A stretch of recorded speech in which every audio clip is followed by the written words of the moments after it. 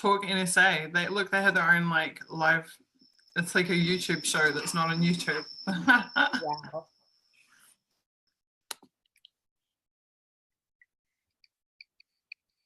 ...2004 live stream.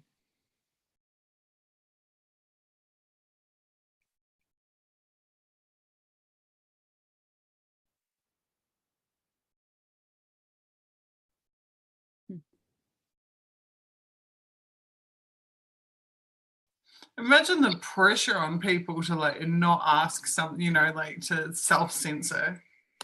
There must be like massive self-censorship. I mean, you're working for the friggin' NSA. You got the opportunity to ask the NSA director a question. What are you going to ask him?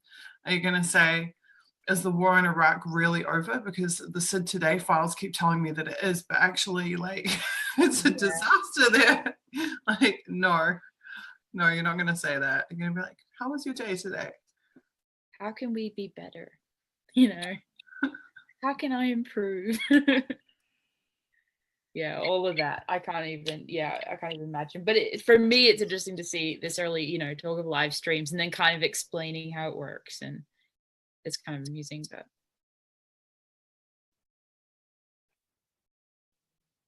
Yeah, and we're breezing through documents this evening. It's really nice to see. I'm so going to write about this because I think that that's just brilliant. I'm adding that to my list. Great. TalkNSA is unique because it is a live broadcast where the guests answer questions generated by either an email or a phone call. Anyone can ask a question.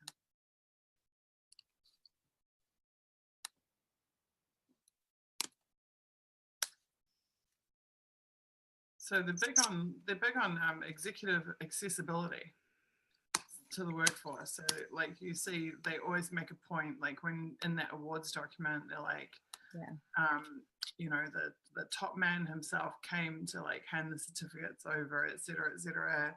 And they're always talking about accessibility of the executives on those like documents where they're talking about having followed like shadowed them for a day. They're always like, oh, they're so like accessible and forthcoming and everything.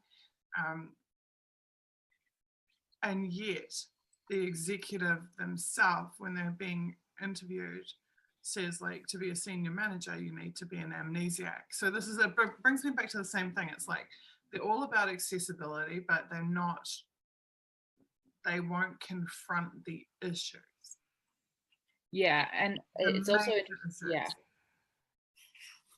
it's also interesting to me to note like that the NSA tech guy that we were reading the document of a little just at the start of this evening's stream. He talked about how, oh no, tech people do have power. And so there's this focus on being kind of egalitarian within the NSA, but I feel like what they're actually saying between the lines is that there's a huge, you know, there's this kind of dominating power structure and that maybe the executives aren't accessible and all that type of thing. And they're trying to kind of.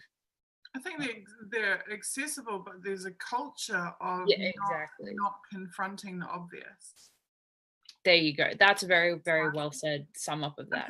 I think there's like this, and there's this like undercurrent, there's this sinister undercurrent, like where you work for NSA, you know NSA targets people, you know NSA interfaces with all of these other intelligence agencies and law enforcement agencies. So you know if you put your head above the parapet, if you ask the question that you will not be looked at kindly if you ask. Or in Snowden's case, if you try to raise, I mean, this is exactly what Snowden was talking about. He's trying to raise constitutional issues. He's trying to raise concerns within the organization. And his workmates are saying to him, what are you doing? Oh, you can't do this. You can't ask this. Like, you're going to flag yourself. You're going to be targeted. Yeah, in that context, this is really, I think, important for sure. And it's a feature of corporatism as well, because the same thing in the corporates, the CEO will come and shake your hand. The CEO will award you a certificate. The CEO will say, my door's open anytime. Come and talk to me anytime. You know, but if you walk in there and say, hey, why are we complicit in this criminal activity? What's the CEO going to say? You're fired. or worse. Or is going to smile and say thanks for raising that issue, and then like make a few phone calls like to have you shut up one way or another. Yeah. So this is very much a function of corporatism as well as a function of these intelligence agencies, is to create the veneer of executive accessibility.